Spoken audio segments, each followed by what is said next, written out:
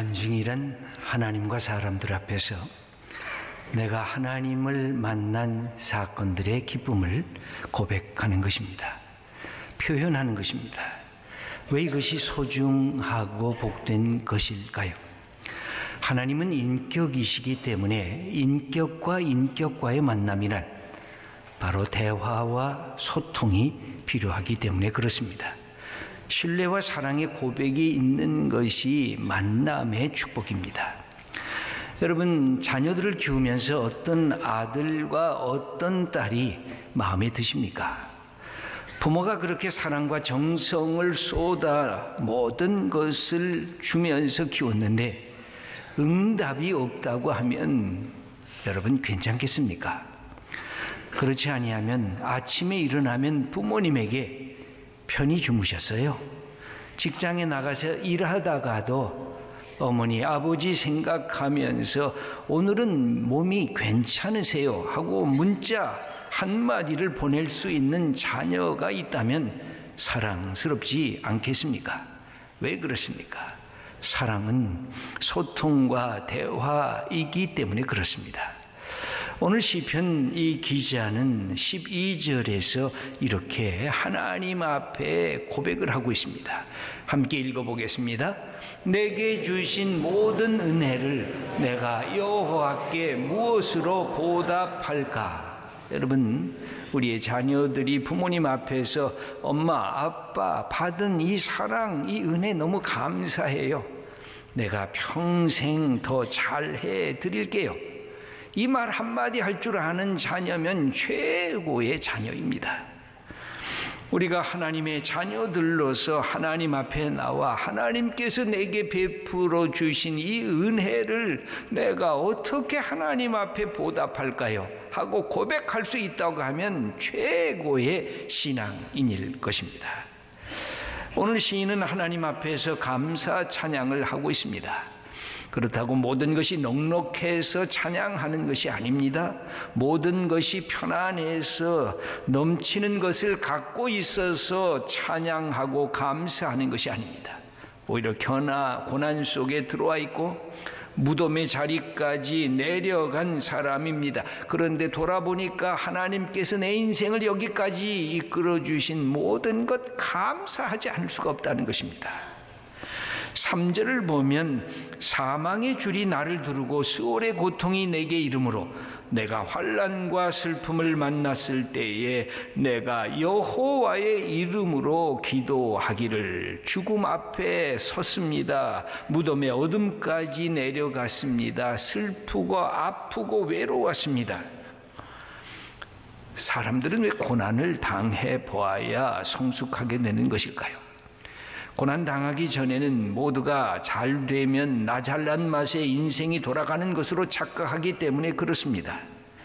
여러분 기억하십니까? 감기 몸살이라도 심각하게 걸려 잠도 못 잘 정도로 그렇게 하루를 지나다 보면 한번 병원에 들어가서 병상에 누워보면 건강했던 것 얼마나 큰 축복인가. 내가 마음껏 움직일 수 있었다는 게 얼마나 이 몸이 소중한 것일까? 우리가 고백하지 않을 수가 없습니다. 그렇다고 하면 감사가 언제 시작이 될까요? 감사는 기도하면서 시작이 됩니다. 2절을 보면 그의 귀를 내게 기울이셨으므로 내가 평생에 기도하리로다. 나는 평생 내 삶 전체가 기도로 꽉 차기를 원한다는 것입니다. 여러분, 기도란 어떤 사람이 하는 것일까요? 기도란 내가 하나님 앞에서 나를 벌거벗겨야 그래야 기도가 시작이 되는 것입니다. 나 자신을 발가벗길 용기가 없으면 사실은 기도할 수가 없습니다.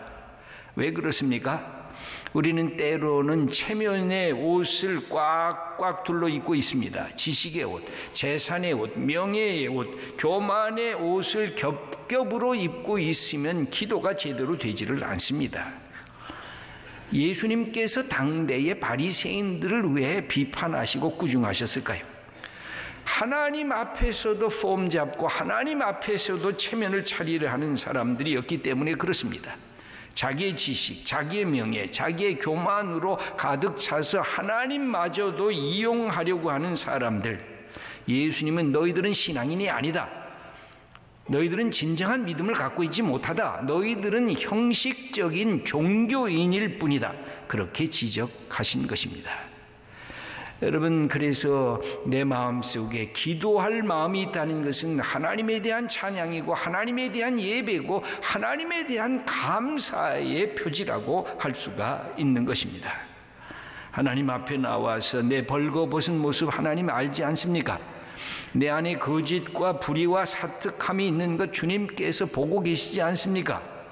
내 속에 탄식과 절망의 소리 있는 것 하나님이 다 아시고 계시지 않습니까? 내가 나를 벗겨놓을 수밖에 없고 하나님이 내 오장육부를 아시고 하나님 앞에서 내가 모든 것이 들통나게 되어 있지 않습니까?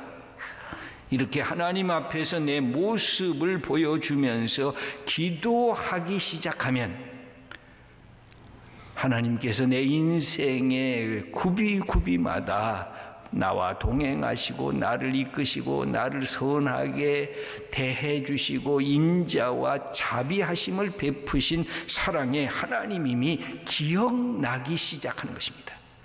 여러분, 기도를 하지 않으면 하나님이 기억이 안 나요. 그러나 기도하는 마음을 가지면 하나님이 기억나기 시작해요. 이 시인은 5절에 하나님을 이렇게 기억하면서 고백을 합니다. 읽겠습니다. 여호와는 은혜로우시며 의로우시며 우리 하나님은 긍휼이 많으시도다. 내가 이렇게 살아있는 것 하나님의 은혜와 하나님의 긍휼 때문이구나. 기도하는 순간에 그가 깨닫게 됩니다. 여러분, 기도는 하나님을 기억나게 합니다. 그래서 신앙이란 하나님과의 기억, 하나님과의 추억 만들기가 신앙이라고 할 수가 있습니다. 여러분, 우리에게는 신앙의 기억이 있습니까? 하나님과의 추억이 있습니까? 제가 제 믿음의 친구들, 목사들과 함께하는 카톡방이 있습니다. 어떤 친구가 아버님이 돌아가신 지 벌써 1주년이 됐습니다. 아버지가 그립습니다. 마음이 울적합니다. 하고 올렸습니다. 그러자 또 다른 친구가 우리 아버님은 지금 아파 계셔서 마음이 참 힘들다고 또 올렸습니다. 각자 부모님에 대한 이야기를 한마디씩 올렸습니다. 저도 이렇게 올렸습니다. 여러분은 다 행복한 사람들이라고, 아버지에 대한 추억이 있지 않느냐고. 나는 아버지를 기억하려고 해도 아버지와 아무런 추억이 기억나지 않는다고. 제 아버님이 제가 2살 때 돌아가셨기 때문에 제 기억 속에 아버님의 기억이, 추억이 없습니다. 그래서 이렇게 썼습니다. 부모님 살아계신 분들, 부모님과 많은 추억을 만들으세요. 그 글이 뜨자마자 다음 글들이 올라왔습니다. 금방, 나는 행복한 사람이네요. 저는 오늘 부모님과 추억을 만들어 보겠습니다. 이런 글들이 올랐습니다. 여러분, 감사한다는 게 뭘까요? 추억이 있다는 거예요. 아버지께 감사한다는 게 뭘까요? 아버지에 대한 추억이 있는 거예요. 어머니께 감사한다는 게 뭘까요? 어머니에 대한 추억이 있는 거예요. 여러분, 내 아내에게 감사하고 내 남편에게 감사한다는 게 뭐예요? 사랑의 추억이 내 가슴 속에 있는 것. 그래야 우리는 감사할 줄 아는 존재입니다. 그런데 우리의 현실은 실제로 반대 아닙니까? 슬프고 우울해지고, 나는 왜 어쩌다가 이렇게 됐는가 하고 우리가 탄식할 때가 많지 않습니까? 그때 이 감사하는 이 시인은 두 번째 뭘 하기 시작하느냐 하면 자기 자신을 향해서 격려하기 시작합니다. 7절의 말씀에 이렇게 기록이 되어 있어요. 내 영혼아, 네 평안함으로 돌아갈지어다. 여호와께서 너를 후대하심이로다. 자기가 자기의 영혼을 향해서 얘기하는 것입니다. 야, 너 왜 실망하냐? 너 왜 낙심하냐? 너 왜 그렇게 불안해하느냐? 너 왜 그렇게 우울 속에 빠져 있느냐? 하나님이 주신 평안함을 다시 회복해라 하고 자기 자신을 향해서 노래 부를 것을, 찬양할 것을 외칩니다. 너가 이렇게 돼서는 안 되지. 환경과 여건에 상관없이 하나님께서 내게 주신 추억들, 기억들을 다시 회상해 보라는 것입니다. 하나님께서 너를 선대하시지 않았느냐고, 하나님께서 너를 여기까지 인도하시지 않았느냐고, 그러면서 다시 영혼의 기쁨과 감사의 노래를 불러보라고 자기가 자기 자신을 향해서 외치는 것입니다. 여러분, 그것은 신앙의 하나의 우리가 갖고 있는 삶의 태도입니다. 자기가 자기를 격려할 줄 알아야, 자기가 자기를 향해서 외칠 줄 알아야, 내 인생 그렇게 살면 안 되지, 내 인생 이렇게 살아야지. 여러분, 우울증이 가장 싫어하는 것이 뭘까요? 감사하는 것입니다. 여러분, 몸 안에 있는 못된 암세포가 가장 무서워하는 것이 뭘까요? 감사할 줄 아는 마음이에요. 여러분, 내 마음이 힘들고 어렵고 감사의 조건이 하나도 없는 것 같이 보일 때 감사의 제목을 찾는 것. 내 몸이 참 아프고 내 몸이 힘들 때에 내가 지금까지 여기까지 인도하신 하나님 앞에 다시 감사의 제목을 갖고 하나님께 감사하게 되면 여러분, 거기서 하나님의 치유와 회복의 역사가 일어나기 시작하는 것입니다. 감사에는 어떤 특징이 있을까요? 감사할 줄 알면 내 삶이 무의미성 속에 닫혀져 있다가 갑자기 의미를 갖고 이 꿈틀꿈틀거리면서 삶의 이야기를 만들어가는 것이 감사입니다. 여러분, 오늘 아침에 내가 감사를 했습니까? 아침에 일어나면 하나님, 어젯밤에 잠잘 때 나를 데려가시지 않고 오늘 새로운 하루를 주셨네요. 오늘 내게 생명 주셨네요. 아침밥을 먹으면서 제게 식욕을 주셨네요. 잘 소화하게 하시네요. 하나님, 오늘 주님의 날이어서 내가 교회에 나올 생각을 품게 하셨네요. 감사합니다. 이렇게 예배드리게 하시니 감사합니다. 감사할 줄 알면 내 삶의 순간순간이 유의미성의 시간과 사건으로 바뀌어지게 되어 있습니다. 감사가 왜 소중한 것일까요? 감사하지 않으면 인생이 그냥 허무하게 그냥 흘러가고 사라지고 맙니다. 그런데 감사하면 내 인생이 이렇게 꿈틀꿈틀거리면서 살아 움직이기 시작해요. 시인은 그래서 마지막 결론을 17절에 이렇게 고백합니다. 함께 읽겠습니다.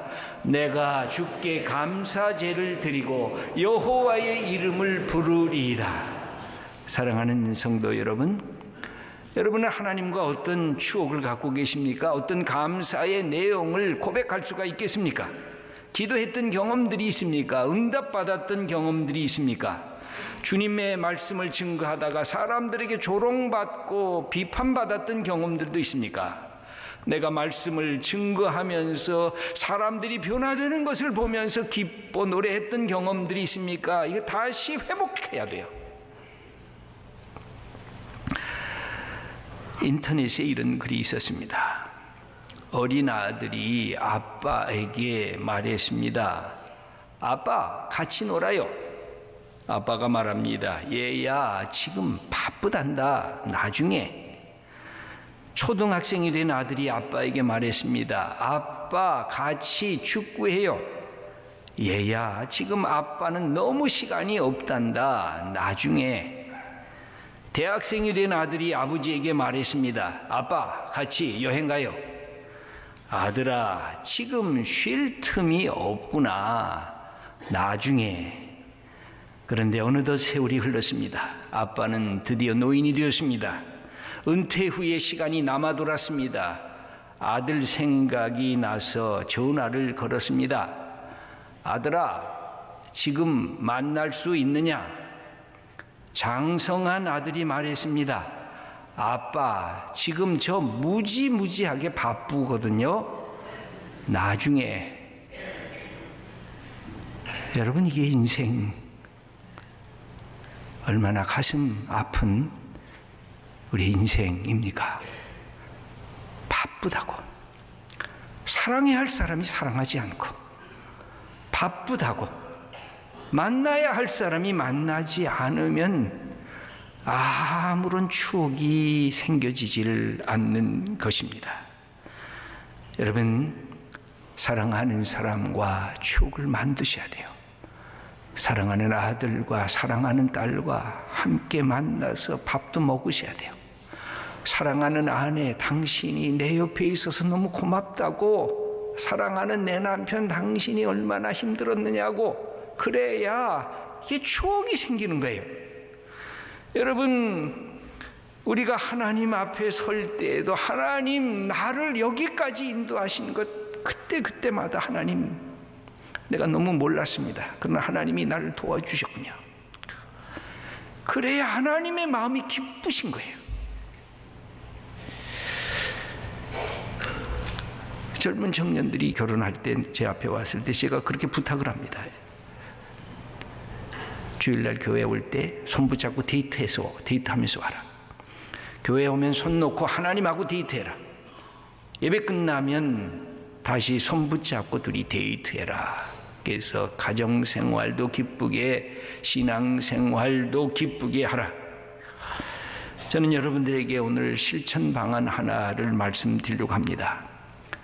가족 카톡방을 하나 만드세요. 그래서 사실은 아버지가 하면 제일 좋은데, 남편들이 하면 제일 좋은데 잘 못하는 것 같아요. 그래서 엄마가 하시고 아내가 먼저 그 가족방에다가 새벽기도에서 읽었던 구절 한 구절만 올리세요. 또 주일날 말씀했던 한 구절 올리고, 그 다음에 가족들 이름을 불러가면서 그냥 축복하세요. 그냥 참, 내가 너 사랑한다, 너 축복한다, 오늘도 건강해라, 그냥 한마디만 올리시면 돼요. 그러면 하지 않았던 남편이, 응답하지 않던 아들과 딸이 며칠 지나면, 아 그래요, 그렇게 계속하는 그 엄마의 모습을 보면서, 고마워요 엄마, 나도 엄마가 좋아요, 엄마 자랑스러워요, 아빠 너무 좋아요. 여러분, 그게 인생 아니에요. 그게 사랑 아니에요. 그게 인생의 삶 아니에요. 그래야 추억이 만들어지잖아요. 여러분, 하나님 앞에서 도대체 우리가 무슨 추억이 있어요? 제가 왜 새벽에 영성의 초대를 여러분들을 종종 합니까? 뭔가 하나님과 나와의 삶의 사건들이 있어야지 했잖아요.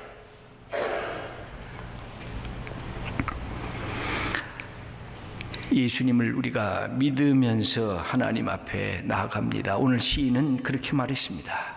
하나님, 내게 베풀어 주신 은혜 이 다 어떻게 내가 갚을까요? 여러분, 대답이 뭘까요? 감사할 줄 알면 그게 갚는 것입니다. 감사하는 마음이 있으면, 여러분, 감사하면 하나님의 은혜를 갚는 거예요. 부모님께 감사하면 부모님의 은혜를 갚는 거예요. 감사가 사라지면 아무것도 아닌 거예요. 여러분, 우리의 남은 인생 바쁜 거 조금씩 내려놓으시고 그냥 가족과 함께 이렇게 손도 잡아보고 산책도 하고 밥도 먹어보고, 야, 그게 좀 튕구는 거예요. 그 놀이도 해보는 거예요. 그 하나님께서 우리에게 주신 인생의 축복이에요. 사랑하는 귀한 성도 여러분, 하나님과의 추억을 만드세요. 그리고 우리의 가족 간의 사랑의 추억을 만들면서 우리의 생을 열어가는 주님의 귀한 자녀들 다 되시기를 축원합니다.